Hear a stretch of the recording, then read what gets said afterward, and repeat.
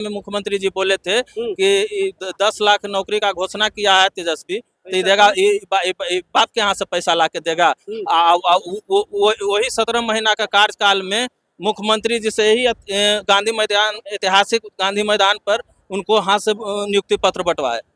सदाकत आश्रम पे जिस प्रकार से हमला बोला गया बीजेपी के द्वारा, उसको कैसे देखते हैं? अगर आपको करना ही था तो आप आरजेडी कार्यालय में आकर देखते तो आपको पता चल जाता कि वहाँ आपको समझ में आ जाता, मोटा मोटा लाठी था, पता चल जाता। वहाँ धमकी दे रहे हैं? धमकी नहीं दे रहे हैं, सुझाव दे रहे हैं। यानी सत्ता और रोटी पलटना चाहिए, रोटी या सत्ता दोनों पलटना चाहिए, नहीं तो जल जाता है, तभी रोटी अच्छा बनता है, तभी अच्छा बनते हैं।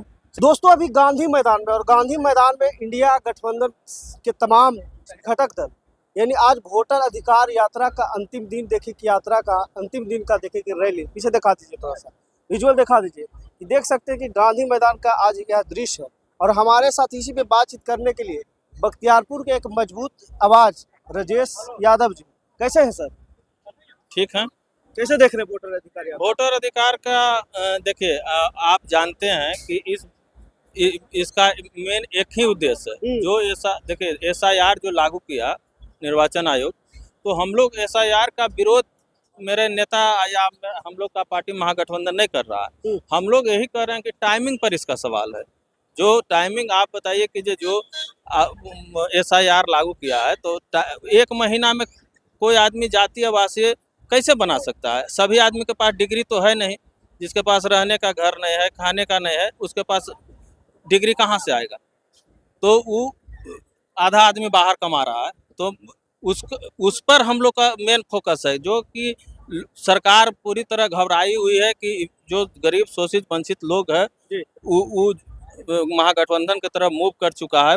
वोट में आप देखें लोकसभा में 9% वोट हम लोग का बढ़ा है, तो उसी को काटने का ये लोग तैयारी पूरी तरह कर रहा है। मान लीजिए कह रहा है कि फर्जी वोटर है, घुसपैठिया है। अरे घुसपैठिया है तो सरकार तो आप ही का था, 20 साल से केंद्र बिहार में सरकार है, नीतीश बाबू का केंद्र में सरकार है उनका, तो आपका जो इंटेलिजेंस है गृह मंत्रालय के अधीन आता है, तो वो तो पूरी तरह आपका फेलुअर है। तो लेकिन आपके नेता कह रहे हैं वोट चोर गद्दी छोड़, आप यही तो वो तो सही बोल रहे हैं ना, वोट छोड़ गद्दी छोड़, यही मान रहे हैं आपकी वोट चोर। साल भर पहले जब लोकसभा के चुनाव आया तो ये वोट वैलिड था, तो इसीलिए ना मेरे नेता बोल रहे हैं वोट चोर गद्दी छोड़। तो उस वोट से आप प्रधानमंत्री बन गए, और फिर वही वोट को कर रहे हैं कि अभी अवैध है। कैसे होगा? ये दोहरी नीति कैसे चलेगा बताइए? ये तो दोहरी नीति, इसको मानिएगा ना भाई। आप 6 महीना समय देते, 6 महीना समय देकर जो समय सीमा रहता, बाहर से आदमी जो लोग थे कमाने के लिए गए थे, लोग आके अपना इत्मीनान से बनाते। आप हड़बड़ी में करिएगा तो आधा तो वोट कट जाएगा, ऐसे ही उस लोग का। हड़बड़ी में तो गड़बड़ होवे करेगा। लेकिन बिहार के मुख्यमंत्री इस बार कौन होगा? बिहार के मुख्यमंत्री तो आप देखें पिछले बार ही तेजस्वी जी बन चुके थे, और मात्र महागठबंधन और NDA गठबंधन में मात्र 12,000 का ही फासला था वोट का, और करीबन 12-15 सीट ऐसी है जो कि 200-500 हज़ार वोट से हराया गया। उसको काउंटिंग रोक कर उसको 12 बजे रात को किसी को दिया, किसी को 2 बजे सर्टिफिकेट दिया, तो उस समय ही बेईमानी करके सरकारी लोग बनाए। विधानसभा में हाँ, वही कर रहे हैं कि मतलब वहाँ तो आप 12 वोट से चुनाव हराया गया। लेकिन ये कंफर्म कर दीजिए कि बिहार में इस बार सीएम कौन? बिहार में सीएम कौन और दूसरा कौन बनेगा तेजस्वी जी के छोड़ कर? नीतीश जी तो कह रहे हैं, नीतीश के समर्थन कह रहे हैं कि 25 से 30 फिर से नीतीश। अब वो विरोधी हैं तो क्या बोलेंगे? वो तो अपना दावा करबे न करेंगे भाई।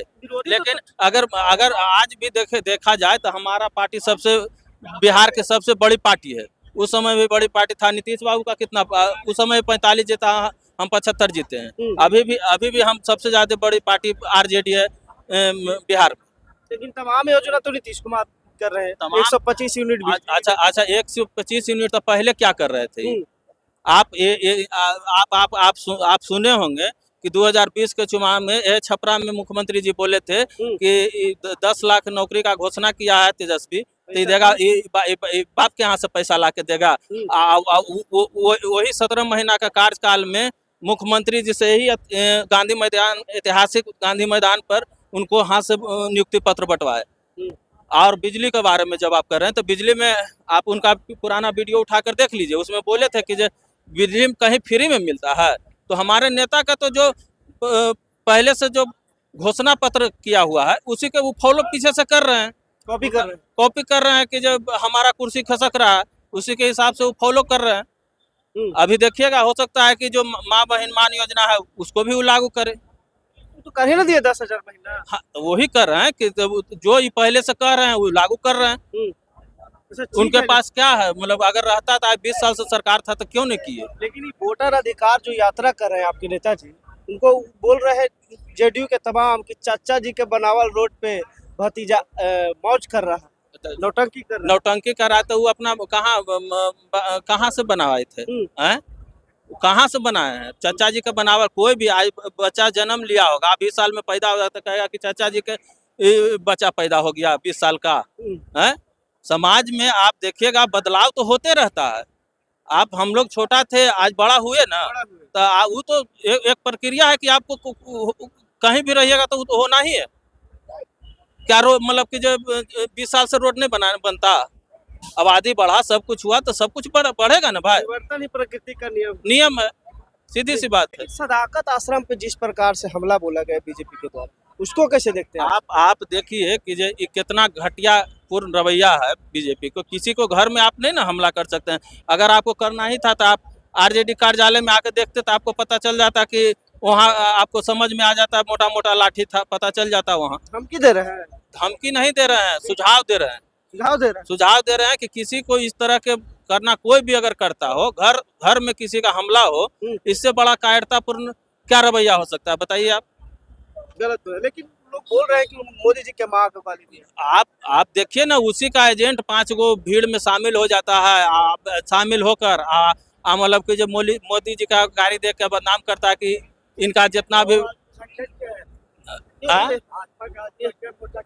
हाँ वही कर रहे हैं कि जब उसी में भीड़ में शामिल होकर और मतलब कि जब समूचे काफिला को बदनाम करना चाहता है। ये क्वेश्चन आप ही से रहेगा कि बख्तियारपुर के विधायक अभी कौन होगा, परिवर्तन क्या होना चाहिए? वो तो नेता तय करते हैं ना, हम लोग थोड़ा तय करते हैं। हम लोग देखिए, हम लोग पार्टी का सिपाही हैं, हम लोग पार्टी में काम कर रहे हैं। मिलेगा तो विगत हम लोग 20 वर्षों से पार्टी में काम कर रहे हैं, सभी जगह घूम फिर रहे हैं। जितना राजेश यादव को मौका दिया जाए विधानसभा गठन करने, अब किसको नहीं मन करेगा भाई? अब मौका मिलेगा तो चुनाव लड़ा जाएगा। समाज में काम करिएगा। काम कर रहे हैं, आप पता कर लीजिए। आप देखते हैं बाढ़ सुखाड़ में समूचे जगह हम लोग, जबकि हम कोई पद पर, पार्टी के पद पर हैं लेकिन हम विधायक नहीं है, तब पर भी आप क्षेत्र में पता कर लीजिए कि कितना हमारा हम घूमते फिरते रहते हैं। चलिए देखिए कि इनके समर्थन है, समर्थक से थोड़ा मिला देते। आइए शिवचक से इनके साथ, राजेश जी के साथ। राजेश जी के साथ। हाँ, राजेश जी कैसा काम करते हैं क्षेत्र में? बहुत अच्छा है। तो क्या बख्तियारपुर में बदलाव होना चाहिए? एक बार लल्लू मुखिया हो गए, दूसरा बार अनिरुद्ध यादव हो गए, तीसरा बार एकदम बदलाव जरूरी है। बदलाव जरूरी है। बहुत जरूरी। क्या बोल रहे हैं? एकदम राजेश यादव का पूरी बदलाव होना चाहिए।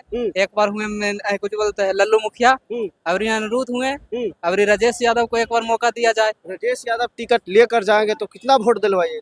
बहुत खुले गांव से हम वोट दिलवाएंगे। क्या बतलाइएगा? क्या बतलाएंगे कि अनिरुद्ध यादव हैं जो हमारे गांव में ग्रामीण में कभी जितला के बाद आते हैं नहीं। अच्छा, कहाँ आए हैं? हम आए हैं गांधी मैदान, काहेला आए हैं वोट यात्रा में, वोटर अधिकार यात्रा में। देखिए कि कहाँ से आए चाचा? बख्तियारपुर विधानसभा, इनके साथ राजेश कुमार। राजेश जी कैसे राजेश जी काम करते हैं? बहुत अच्छा काम कर रहे हैं। क्या राजेश जी अगर वोट मांगने जाएंगे तो दीजिएगा? अगर मौका मिला तो 110% समर्थन देंगे पूरा। पूरा। जरूरी है बख्तियारपुर की? जरूरी है। कैसा काम करते हैं अनिरुद्ध जी? सत्ता और रोटी पलटना चाहिए। रोटी या सत्ता दोनों पलटना चाहिए, तो चल जाता है, तभी रोटी अच्छा बनता है, तभी अच्छा बनते हैं। चलिए तो देखने का काम किया, पूरे इनका समर्थन थे राजेश जी का। और पूरी बातचीत पर आपकी क्या प्रतिक्रिया? अपना प्रतिक्रिया हमारे साथ साझा जरूर करें। फिल्मी तक वीडियो में अगले खबरों के साथ, तब तक धन्यवाद।